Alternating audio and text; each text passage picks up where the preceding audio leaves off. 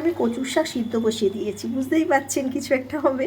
কচু শাক দিয়ে ইলিশ মাছের মাথা দিয়ে হবে আজকে আর কি, সেটা আমি সম্পূর্ণভাবে আপনাদের সাথে শেয়ার করব। বন্ধুরা, ইলিশ মাছের মাথা দিয়ে কচু শাক রান্না করতে লাগছে আমার, কচু শাকটা তো আমি সিদ্ধ করে রেখে দিয়েছি, আর এখানে আছে শুকনো লঙ্কা, তেজপাতা, পাঁচফোড়ন, আর স্পেশাল হচ্ছে রাঁধুনি। এটাকে বেটে দিতে হবে, শিলনোড়ায় ভালো করে বেটে দিতে হবে। তেলটা আমার গরম হয়ে গেছে, আমি এবার ইলিশ মাছের মাথাগুলো দিয়ে দেব।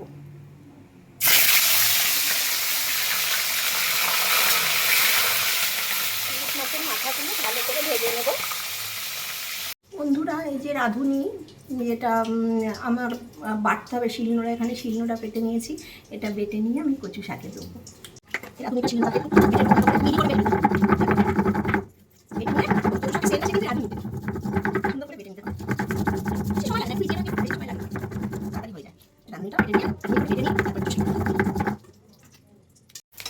ইলিশ মাছের মাথাটা আমার ভাজা হয়ে গেছে, এবার এটা আমি তুলে নেব।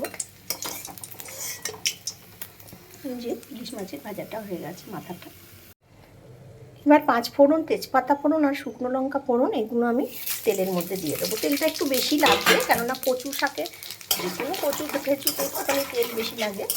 এটা ভালো গন্ধ বেরোলে তারপরে আমি কচু শাকটা দিয়ে দেবো। এতে আর কোনো মশলা দেওয়ার নেই, শুধু রাঁধুনি বাটাটা পরে দেবো। বন্ধুরা, ফোড়নটা আমার ভাজা হয়ে গেছে, এবার আমি এর মধ্যে কচু শাকগুলো দিয়ে দেবো। আস্তে আস্তে সব কচু শাকগুলো আমি দিয়ে দেবো এর মধ্যে।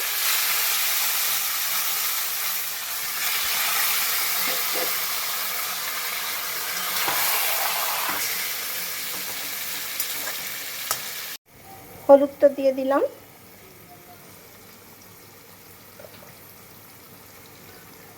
এবার নুনটা দিয়ে দিলাম। এবার ভালো করে জল বেরোবে, জল খানিকটা বেরোবে, চিনি টিনি দিতে হবে। এবার আস্তে আস্তে সব দেবো।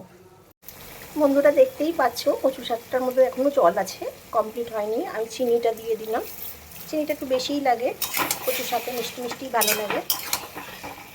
এইভাবে কচু শাক কী বলো তো, আমার মা করতো। আমাদের একটা অরন্ধন বলে একটা ছিল, নিয়ম ছিল, যেটা তোমার বিশ্বকর্মা পুজোর দিন হয়। সেই আগের দিন রাত্রেই রান্না করে রাখতে হতো। সব কিছুর সাথে এই কচু শাকটা ছিল স্পেশাল, কচু শাকটা রান্না করতেই হবে। মাকে দেখতাম এইভাবে রান্না করতে।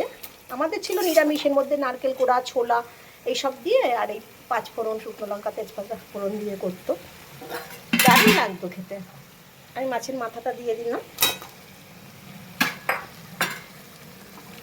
ওখানে কারুর ছিল ইলিশ পান্তা, কারুর ছিল নিরামিষ পান্তা। যাদের ইলিশ পান্তা ছিল তারা মাছের মাথা দিয়ে ইলিশ করতো, এরকম ছিল আমাদের। আমরা যখন গ্রামে থাকতাম আমাদের বাপের বাড়িতে, সেই কথা বলছি।